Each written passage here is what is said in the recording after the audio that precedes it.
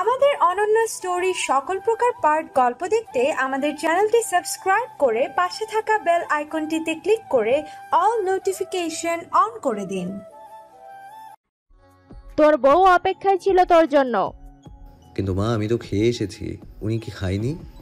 খেতে চায়নি, কিন্তু জোর করাতে খেতে বাধ্য হয়েছে। ও, আগামীকাল থেকে তাড়াতাড়ি আসবি। আসবো। জাহিন কথাটা বলে সিঁড়ি বেয়ে উপরে উঠতে উঠতে জ্যাকেটটা খুলে ফেলে। দরজা ঠেলে ভিতরে ঢুকে দেখে রুম অন্ধকার করে, তবে রুমে লালচে রঙের ড্রিম লাইট জ্বলছে। ড্রিম লাইটের মৃদু আলোয় জাহিন বুঝতে পারলো আন্টি ঘুমিয়ে পড়েছে। তার বড্ড খারাপ লাগলো, মেয়েটা তার অপেক্ষায় ছিল আর সে এত রাত করে আসলো। এর পরের বার থেকে জলদি আসার চেষ্টা করবে। জাহিন জ্যাকেটটা সোফার উপরে রেখে গায়ের পরিহিত অ্যাশ রঙের শার্টের বোতাম খুলতে খুলতে হাতেটি শার্ট আর ট্রাউজার নিয়ে ওয়াশরুমে যায় ফ্রেশ হতে।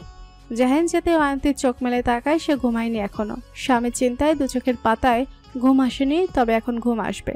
অয়ন্তী গায়ে মাথায় ব্ল্যাঙ্কেটটা ভালো করে জড়িয়ে নিয়ে ঘুমানোর চেষ্টা করে। রাত 2:30 বাজে। নিস্তব্ধ রাত, কোথাও কোনো কোলাহল নেই। ব্যস্ত শহরটা শান্ত হয়ে আছে। দূর থেকে জিজি পোকা ডাকার শব্দ ভেসে আসছে। জাহিন তখন ল্যাপটপ নিয়ে বসে আছে। পা দুটো সেন্টার টেবিলের উপরে রেখে কোলের উপরে ল্যাপটপ রেখেছে। খুব মনোযোগ দিয়ে কিছু একটা দেখছে। আকস্মিক অস্ফুটভাবে কারো গঙ্গানোর আওয়াজ ভেসে আসে। জাহিন ল্যাপটপের স্ক্রিন থেকে নজর সরিয়ে সামনের দিকে তাকালো। গঙ্গানোর শব্দটা কোথা থেকে আসছে সেটা বোঝার চেষ্টা করছে। জাহিন যখন বুঝতে পারলো এমনটা অয়ন্তী করছে, তাড়াতাড়ি করে ল্যাপটপটা সোফার উপরে রেখে দৌড়ে আন্টির কাছে আসে। অয়ন্তী কাঁপছে অস্বাভাবিকভাবে আর অস্পষ্টভাবে কি যেন বলছে। জাহিন বিছানায় উঠে অয়ন্তীর দিকে ঝুঁকে আন্টির গালে হাত রেখে ভয়ার্ত গলায় বলে, অয়ন্তী কি হয়েছে? এমন করছেন কেন? কোথায় কষ্ট হচ্ছে? জাহিন অয়ন্তীর মুখের কাছটায় কানটা নিয়ে শুনতে পায় অয়ন্তীর বলা কথা। মা যেও না, আমাকে ছেড়ে যেও না, আমার সাথে করে নিয়ে যাও মা, তোমার কোলে মাথা রেখে ঘুমোতে চাই মা। অয়ন্তীর কাঁপুনি ক্ষণে ক্ষণে বেড়ে যাচ্ছে, হাত পা খিচে আসছে। অয়ন্তীর খিচুনি শুরু হয়ে গেছে। অয়ন্তীর কাঁপুনিতে সারা বেড কেঁপে উঠছে। জাহিন কি করবে কিচ্ছু বুঝতে পারছে না।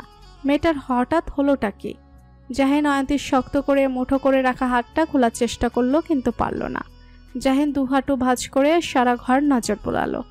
এত রাতে কাউকে ডাকতেও পারছে না। কোনো উপায় না পেয়ে জাহিন অয়ন্তীকে শক্ত করে আঁকড়ে ধরে নিজের বুকের সাথে মিশিয়ে নিয়ে পাগলের মতো বলতে শুরু করলো, শান্ত হন অয়ন্তী, কিচ্ছু হয়নি আপনার, সব কিছু ঠিক হয়ে যাবে, প্লিজ শান্ত হন।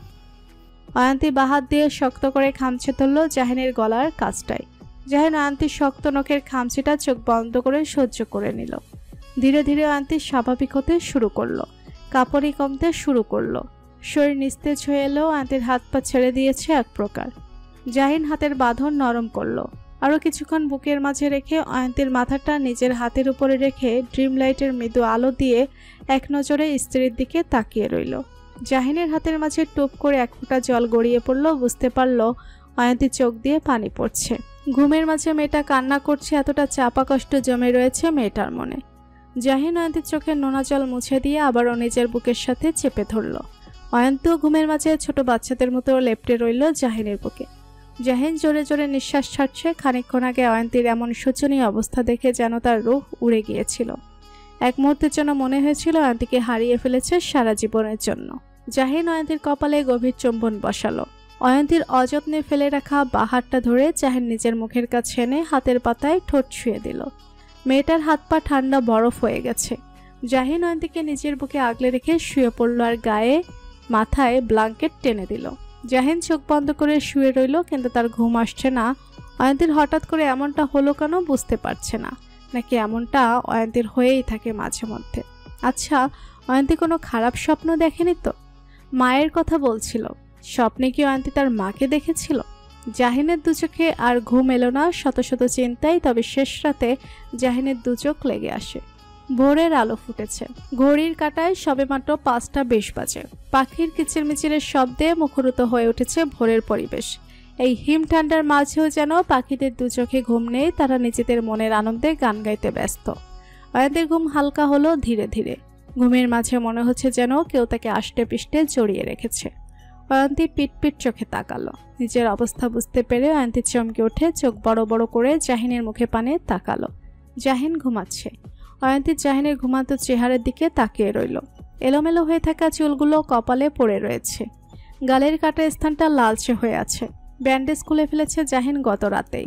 অয়ন্তীর কি হলো কে জানে, হাত বাড়িয়ে জাহিনের কাটা স্থানটা ছুঁয়ে দিল, তাতে জাহিন ভুরু কুঁচকে নেয়। অয়ন্তী তা দেখে আস্তে করে সরে আসতে নিলে অয়ন্তীর মেধহীন কোমরে রাখা জাহিনের হাতের বাঁধন আরো দৃঢ় হলো। অয়ন্তী আরো এক দফা অবাক হয়ে জাহিনের দিকে তাকালো। জাহিন তাকিয়ে আছে তার দিকে, চোখ দুটো অসম্ভব লাল হয়ে আছে। দেখে মনে হচ্ছে সারা রাত ঘুম হয়নি, তার মানে লোকটা জেগেছিল এতক্ষণ। অয়ন্তী জাহিনের দিক থেকে নজর সরিয়ে নিয়ে আবার চেষ্টা করলো জাহিনের বুক থেকে সরে আসতে, কিন্তু এবারও ব্যর্থ হলো। জাহিন জড়ানো কণ্ঠে বলে, সরে যেতে চাইছেন কেন? অয়ন্তী আস্তে করে বলে, আমি আসলে বুঝতে পারিনি। জাহিন অয়ন্তীর কথার মাঝেই বলে ওঠে, এত বুঝতে হবে না আপনাকে। অয়ন্তী চোখ তুলে জাহিনের পানে তাকালো। জাহিন আড়ষ্ট গলায় বলে, ঘুম ভালো হয়েছে? অয়ন্তীকে উত্তর দেওয়ার সুযোগ না দিয়ে জাহিন ভরাট কণ্ঠে বলে, অবশ্যই ঘুম ভালো হয়েছে। স্বামীর বুকে মাথা রেখে ঘুমালে সকল স্ত্রীদেরই ঘুম ভালো হয়। অয়ন্তী চুপ রইল। কি বলছে এসব? লোকটা কি পাগল হয়ে গেল নাকি? গালে আঘাত পেয়ে? কিন্তু মানুষ তো পাগল হয় মাথায় আঘাত পেলে, কিন্তু জাহিনের ক্ষেত্রে তা উল্টো হয়ে গেল বিষয়টা। জাহিন চোখে মুখে চিন্তিত ভাবে এনে বলল, এবার একটা এক্সপেরিমেন্ট করতে হবে। অয়ন্তী জাহিনের কথার কোনো মানে বুঝতে পারল না। কি এক্সপেরিমেন্ট করার কথা বলছে মানুষটা? অয়ন্তী নিমেষ দৃষ্টিতে তাকিয়ে রইল স্বামীর পানে। জাহিন অধরকোণে হাসি রেখে আকস্মিক অয়ন্তীকে ঝড়ের বইকে নিজের বুক থেকে নামিয়ে বালিশে শুয়ে দিল। অয়ন্তী কিংকর্তব্য বিমূঢ় হয়ে চোখ বড় বড় করে জাহিনের দিকে তাকিয়ে রইল। কি হচ্ছে এসব? সে কি স্বপ্ন দেখছে নাকি? জাহিন অয়ন্তীর উপরে হালকা ঝুঁকে এসে বলল, এক্সপেরিমেন্ট তাহলে শুরু করা যাক। অয়ন্তীর ভুরু কুঁচকে এলো।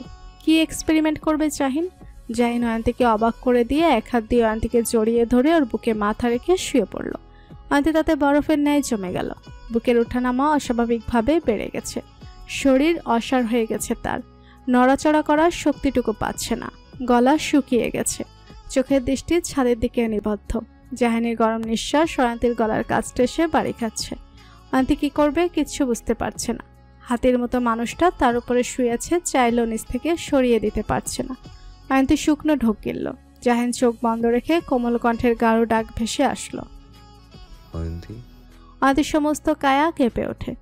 জাহিনের গলায় এই ডাকটা যখনই অয়ন্তী শুনে, তখনই মনের ভেতরে অচেনা অচেনা শীতল এক স্রোত বয়ে যায়।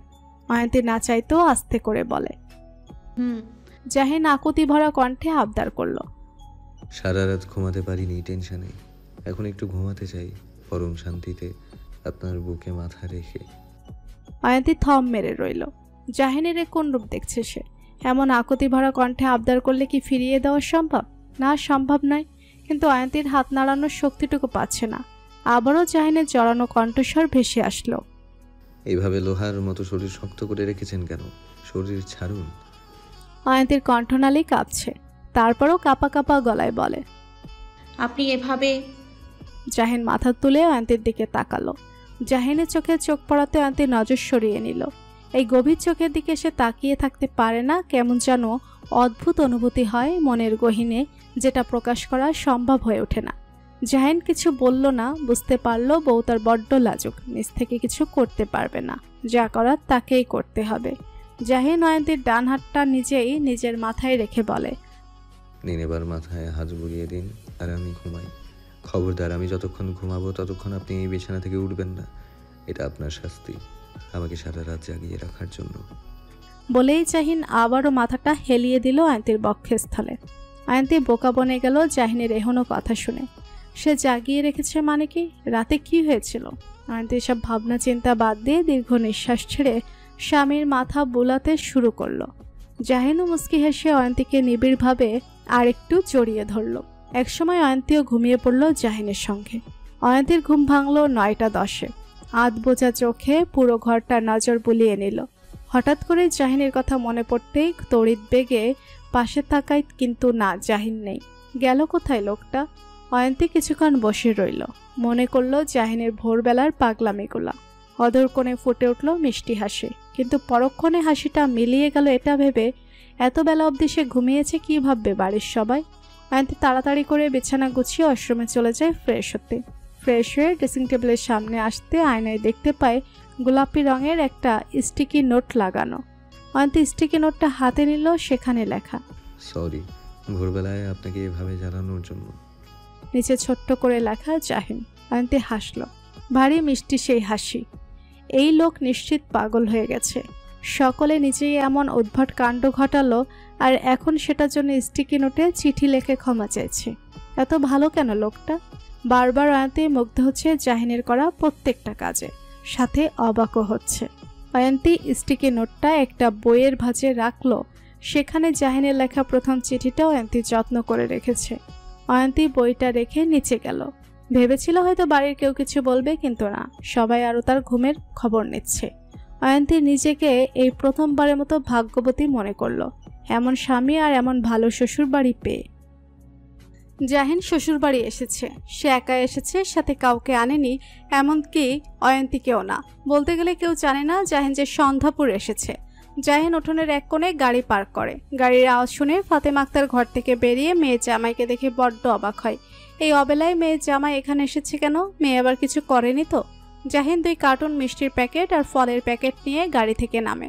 ফাতেমা আক্তার এগিয়ে এসে চিন্তিত গলায় বলেন, জাহিন বাবা, তুমি হঠাৎ, কিছু হয়েছে কি? অয়ন্তী কিছু করেছে কি? জাহিন মুস্কি হেসে বলে, না না, অয়ন্তী কিছু করেনি, আপনি ভেতরে চলুন, আমি বলছি। আর এসব ফল মিষ্টি আনার কি দরকার ছিল? দরকার ছিল। ঠিক আছে, এগুলো আমাকে দাও। না না, আমি নিতে পারবো, আপনি যান। জাহিন ভেতরে এসে বসে। ফাতেমা আক্তার বলেন, তুমি বসো, আমি একটু আসছি। জাহিন ফাতেমা আক্তারের মনোভাব বুঝতে পেরে বলে, না না, আমার জন্য কিছু করতে হবে না। কি বলছো? খালি মুখে চলে যাবে? আপনি এখানে বসুন, আপনার সাথে আমার কিছু কথা আছে। ফাতেমা আক্তার বসতে বসতে সন্ধিয়ান গলায় বলেন, কি কথা বাবা? আঙ্কেল বাড়িতে নেই? না, উনি তো স্কুলে গেছেন। ফাইজও বাড়িতে নেই? না, স্কুলে গেছে। ও, কি বলবে তুমি বলো। আসলে কথাটা অয়ন্তীকে নিয়ে। অয়ন্তীকে নিয়ে? কি করেছে ও? আসলে রাতের বেলা অয়ন্তীর হঠাৎ করেই।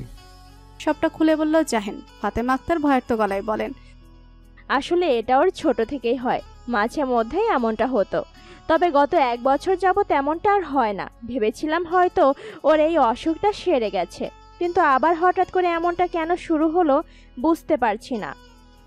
ডাক্তার কি বলেছে এটার জন্য?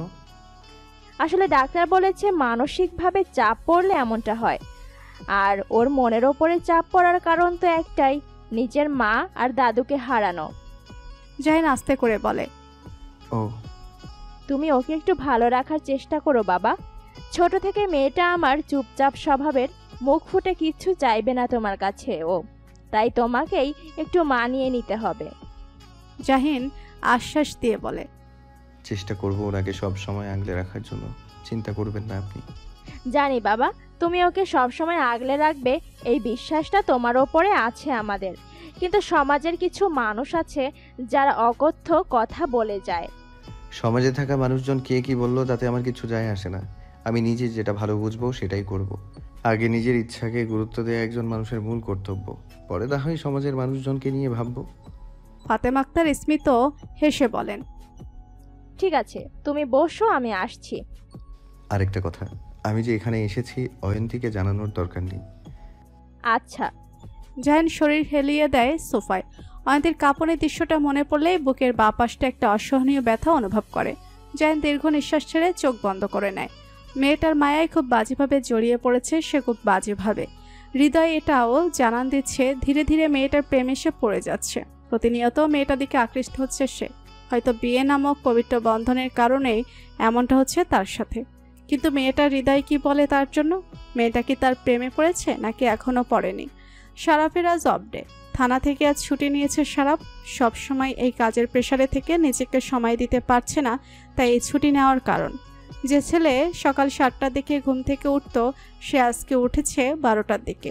শীতের সকাল লেপ মুড়ি দিয়ে ঘুমাতে ভালোই লাগে। শারাফ গোসল সেরে খালি গায়ে এসে ব্যালকনিতে দাঁড়ালো, গলায় ঝুলছে টাওয়াল। পিঠে এখনো বিন্দু বিন্দু জল জমে আছে। নাভির নিচ থেকে 3/4 প্যান্ট পরা। হঠাৎ করে শারাফের নজর পড়ল পাশের ফ্ল্যাটের অসভ্য মেয়েটার দিকে, যে মেয়েটা হা করে তার দিকে তাকিয়ে আছে। সারাপ মেয়েটার দিকে তাকাতে মেয়েটা নির্লজ্জার মতো 32 পাতি দাঁত বের করে হাসি দিল। এই হাসি দেখে সারাপের গা জ্বলে গেল। এত অসভ্য মেয়ে তার এই হোল লাইফে দেখেনি। এত এত কথা শোনায় মেয়েটাকে, কিন্তু তারপরের জন্য সুপারগুলোর মতো তার পেছনে লেগে আছে। এমনকি মেয়ের বাবা মাকেও বিচার দেওয়া হয়েছে, কিন্তু লাভের লাভ কিচ্ছু হলো না। সারাপ বিতৃষ্ণা নিয়ে প্রশ্ন করল, কি হয়েছে? মেয়েটি হাসতে হাসতে বেশরমের মতো বলল, সুন্দর লাগছে আপনাকে। জানি। আরো সুন্দর লাগবে যদি প্যান্ট ছাড়া থাকেন। শেষের কথাটা মেয়েটা বিড়বিড় করে বলে। সারাপ ভুরু কুচকে বলে, কি ছাড়া সুন্দর লাগবে? মেয়েটা তড়িঘড়ি করে বলে, কিছু না, আজকে থানায় যায়নি। না যাইনি, দেখতেই তো পাচ্ছ। মেয়েটা আহ্লাদি গলায় ঘাড় বাঁকিয়ে বলল, আপনি এভাবে কথা বলেন কেন? একটু সুন্দর করে কথা বলা যায় না বুঝি আমার সাথে? সারাপ বিরস গলায় বলল, না যাই যা, কারণ আমার জন্মের সময় আমার মা আমার মুখে তিতা দিয়ে দিছে, মধু দেয়নি। কথাটা বলে সারাপ হনহনিয়ে ব্যালকনি থেকে চলে আসে। ব্যালকনিতে যাওয়াটা তার ভুল হয়েছে। ওটাই তার খারাপ করে দিল অসভ্য মেয়েটা। বয়স কতটুকু হবে এই মেয়ের? সবে 16-17 হবে হয়তো, কিন্তু এই বয়সে এই মেয়ের এত অধপতন। বাবা মাই বা কেমন মেয়েকে শিক্ষা দিতে পারে না। আগের বাবা মায়েরা সন্তানটাকে উল্টাপাল্টা করলে চেলা কাঠ দিয়ে পিটাতো, আর এখন তো সন্তানরা বাবা মাকে কথার মারপ্যাচে পিটায়। এই জেনারেশনটা এখন একটা অসুস্থ জেনারেশনে পরিণত হচ্ছে দিনকে দিন। সারা ফুডি আর জিন্স পরেছে। বন্ধুদের সাথে আজকে একসাথে লাঞ্চ করার প্ল্যান করেছে। আয়নার সামনে দাঁড়িয়ে থেকে ঘড়িটা হাতে পড়ার সময় হঠাৎ মনে পড়ে গেল লিজার কথা। আচ্ছা, মেয়েটাকে একটা কল করলে কেমন হয়? যেই ভাবনা সেই কাজ। সারা ফোন হাতে নিয়ে লিজার নাম্বারে কল করলো, কিন্তু গতবারের মতো এবারও লিজা কল ধরলো না। সারা বিরাস গলায় বলে উঠল, আশ্চর্য, এই মেয়ে কোন দুনিয়াতে থাকে? কল করলে পাওয়া যায় না। কল যখনই ধরবি না তাহলে ফোন ইউজ করার কি দরকার? অদ্ভুত ব্যাপার। সারাপ আবারও কল করলো, কিন্তু সে একই ঘটনা, রিং হয়ে কল কেটে গেল। সারাপ ধ্যাত বলে ফোনটা কান থেকে নামিয়ে পকেটে রেখে দিল। সারাপ পরিপাটি হয়ে ফ্ল্যাট থেকে বের হতেই পাশের ফ্ল্যাটের মেয়েটার সাথে পুনরায় দেখা হয়। মেয়েটার সাথে তার মাও আছে। সারাপের খুব ইচ্ছে করছে আচ্ছা করে মেয়েটার মাকে কিছু বলে দিতে, কিন্তু এখন কোনো রকম ভেজালে জড়াতে চায় না, তাই আর কিছু বলল না। সারাপ আবার ফ্ল্যাটের ভেতরে ঢুকে পড়ে, না হলে দেখা যাবে লিফটে মেয়েটার সাথে তাকে নিচে নামতে হবে। প্রায় 5 মিনিট পর সারাপ নিচে নামে। সারাপ বাইকে করে রেস্টুরেন্টে আসে। পার্কিং লটে বাইক পার করে রেস্টুরেন্টের ছাদে গেল। সেখানে টেবিল বুক করা হয়েছে। সারাপকে আসতে বন্ধুরা চিৎকার করে বলে ওঠে, এই তো আমাদের পুলিশ অফিসার চলে এসেছে। কি মামা, ভালো আছো নি? সারাপ নুহাসের পাশে বসতে বসতে ফুহাদের কথার উত্তর দেয়। তারপর নুহাসের কাঁধে হাত রেখে নুহাসের মলিন মুখটা দেখে বলে, তোর আবার কি হলো? মুখটা এমন বাংলার প্যাঁচার মতো করে রেখেছিস কেন? নুহাস কফি খেতে খেতে বলে, কিছু হয়নি মামা, ওরে দেখে মনে হচ্ছে না ও বিশাল বড় ছ্যাঁকা খেয়েছে। ফুয়াদ কথা শুনে সারাপ নুহাসের হাত ধরে বন্ধুদের উদ্দেশ্যে বলে, তোরা বস, আমি আর নুহাস একটু আসছি। এই যে আসতে না আসতে শুরু হয়ে গেছে দুজনের চিপাই যাওয়া। এই তোরা কি কোনোভাবে... সারাপ জীবনকে কথা বলতে না দিয়ে জীবনের পায়ে লাথি মেরে বলে, শালা তোর মনে এইসব চিন্তা ঘুরে জানা ছিল না। এই নুহাস, চল তুই আমার সাথে। সারাপ আর নুহাস ছাদের এক কোণে গিয়ে দাঁড়ায়। সারাপ চিন্তিত গলায় বলে, কি হয়েছে তোর? নুহাস ধীর গলায় বলে, নিজেকে ধরে রাখা খুব শক্ত হয়ে যাচ্ছে দিন দিন আমার জন্য। মেয়েটা প্রতিনিয়ত ওর দিকে আমাকে চুম্বকের মতো টানে। পালিয়ে পালিয়ে বেড়াচ্ছি আমি মেয়েটার কাছ থেকে। সারাপ শান্ত গলায় বলল, বলে দে যারাকে তোর মনের কথা। নুহাসের নিঃশব্দে হেসে বলে, যে বাড়ির নুন খেয়ে বড় হয়েছি সেই বাড়ির মেয়ের দিকে নজর দিতে পারবো না? শালা নুন খেয়েছিস তো কি হয়েছে, এবার বাকি জীবন মিষ্টি খাবি। নুহাস তাচ্ছিল্যপূর্ণ হাসি দিয়ে বলে, এই মিষ্টি খেতে চাইলে শেখ বাড়ির উপর দিয়ে একটা ঝড় বয়ে যাবে, যেটা আমি চাই না হোক। প্রেম ভালোবাসায় ঝড় আসবে, এটাই স্বাভাবিক নুহাস। সেই ঝড়টাকে মোকাবেলা করতে হবে শুধু। এতটাও সাহস নেই আমার এই বড় ঝড় ঝামেলা মোকাবেলা করার। সারাপ এবার রাগ দেখিয়ে বলে, তাহলে তুই এই প্রণয়ের দহনে প্রতিনিয়ত পুড়ে পুড়ে মর। যখন দেখবি যারা অন্যের জন্য হয়ে যাচ্ছে তখন বুঝবি ঠেলা। কথাটা বলে সারাপ চলে যায়। নুহাস দীর্ঘ নিঃশ্বাস ছেড়ে সামনের দিকে তাকায়। সত্যি তো, যারাকে যখন অন্যজনের হতে দেখবে তখন কেমন অনুভূতি হবে বুকের ভেতরে। কথাটা ভাবতেই নুহাসের বুকের বাঁ পাশটা চিনচিন ব্যথা অনুভব করতে শুরু করলো। নিজের ডান হাতটা দিয়ে নুহাস বুকের বাঁ পাশটা চেপে ধরল। সন্ধ্যা হয়ে গেছে। আয়ান্তি পড়ার টেবিলে বসে আছে, কিন্তু তার মনোযোগ সম্পূর্ণ অন্যদিকে। পড়ায় মন নেই, মন পড়ে আছে জাহিনের কাছে। সকালের সুন্দর মুহূর্তগুলো বারবার মনে দাগ কেটে যাচ্ছে। হঠাৎ করে আয়ান্তি গুনগুন করে খেয়ে উঠল। কেন এত হারাবার ভয়, কেন এত সংশয়,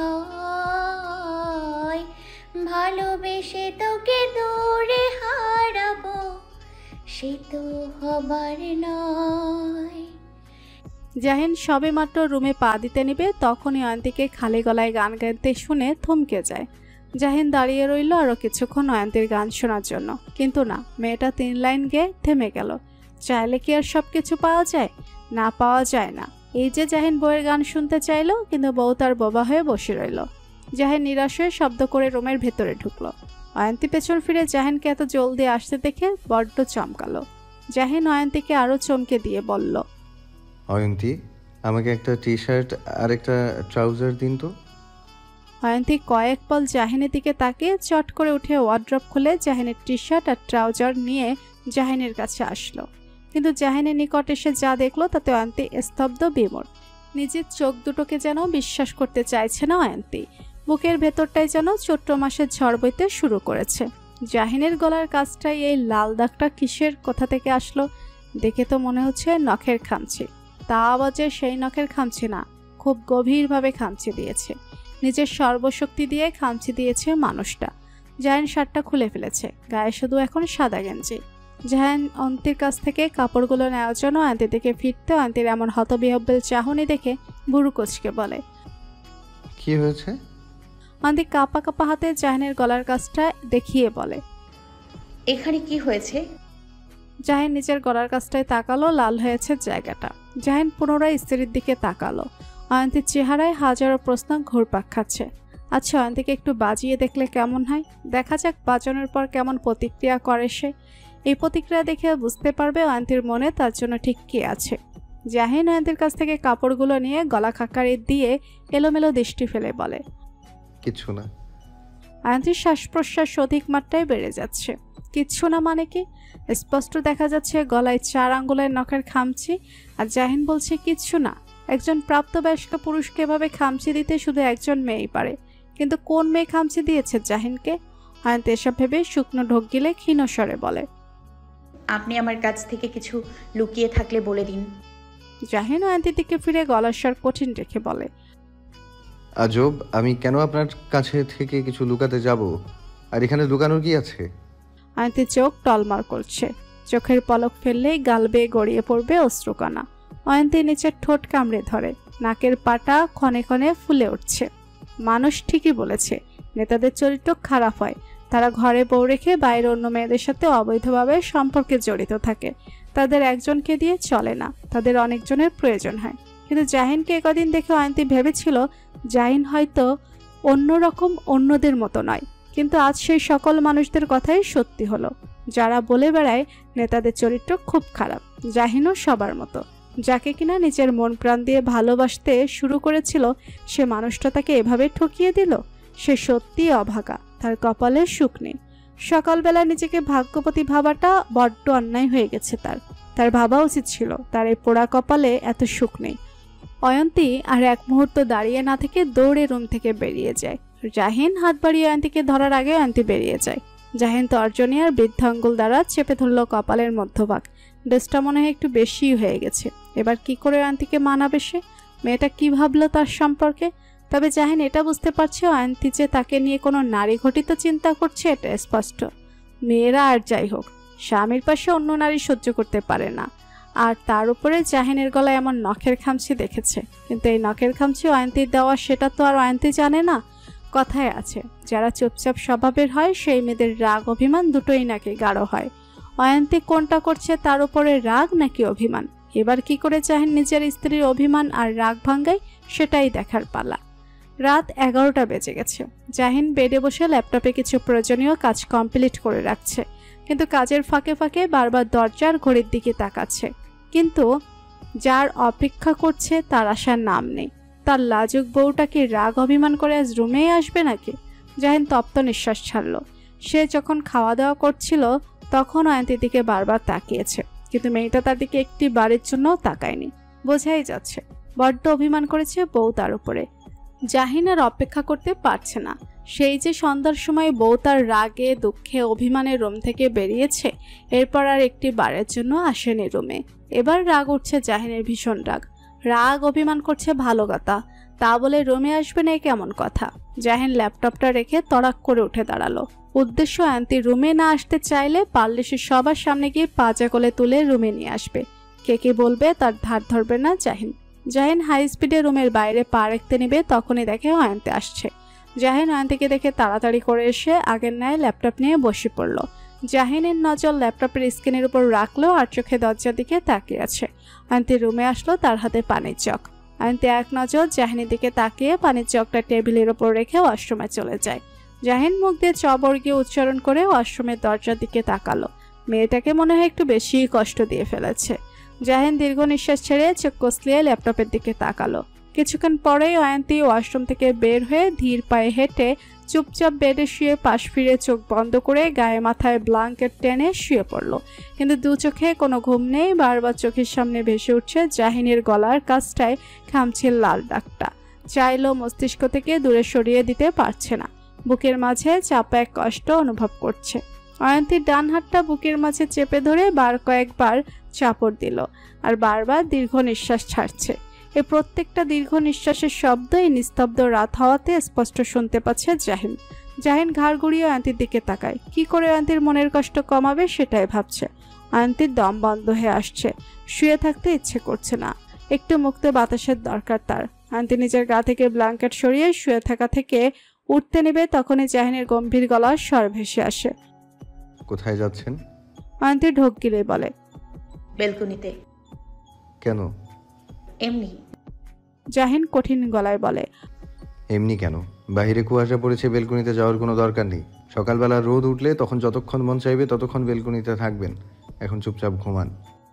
অয়ন্তী দুঠোঁট চেপে ধরে। বড্ড কান্না পাচ্ছে তার।